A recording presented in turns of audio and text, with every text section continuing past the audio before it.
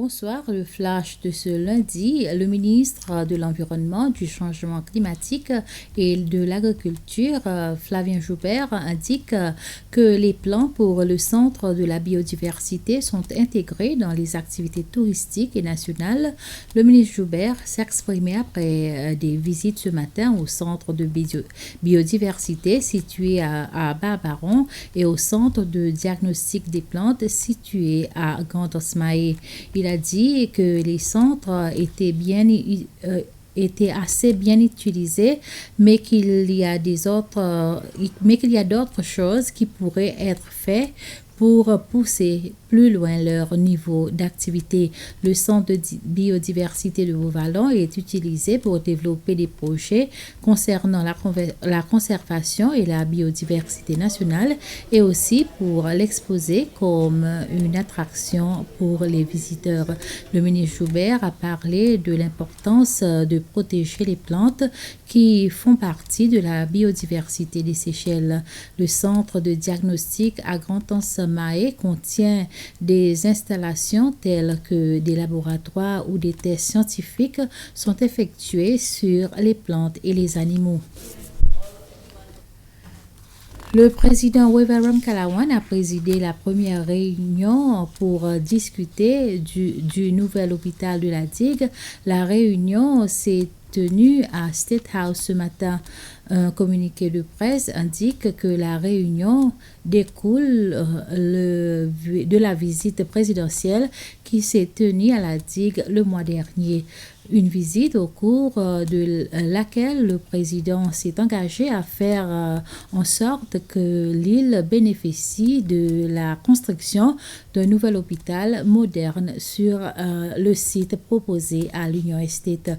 Le président et sa délégation ont également visité ce matin le site proposé pour le nouveau centre d'isolement et la reconstruction du nouveau campus de l'Institut national pour la santé et les études sociales, le NIHSS, qui sera situé près de l'hôpital des Seychelles. L'objectif de la visite était principalement de voir de première main l'état actuel du site, la disponibilité de l'espace ainsi que sa pertinence en fonction des activités dans le voisinage.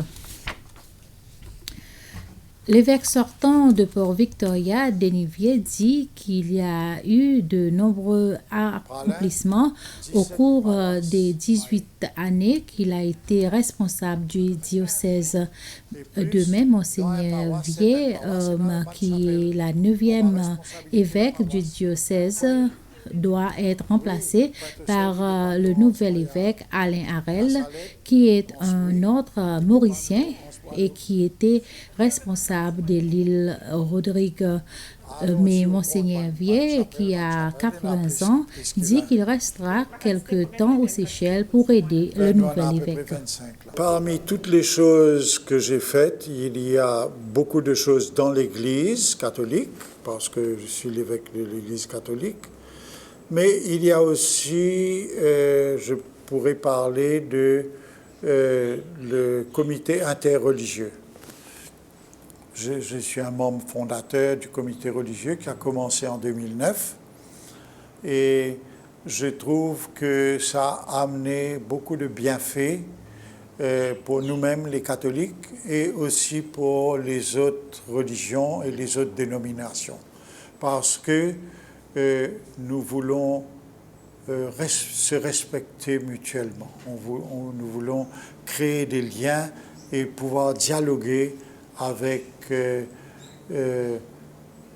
d'autres personnes qui croient en Dieu. Déjà, on a la croyance comme unité commune entre nous, et parce que tout le monde ne croit pas facilement en Dieu. Alors, je crois qu'on a accompli quelque chose d'assez intéressant pour le bien-être des Seychelles et qui va dans le même ligne de la Constitution, de notre Constitution, qui nous demande qu'on doit respecter l'opinion de chacun et le choix de croyance de chacun. Et j'espère que cela portera du fruit aussi à l'avenir.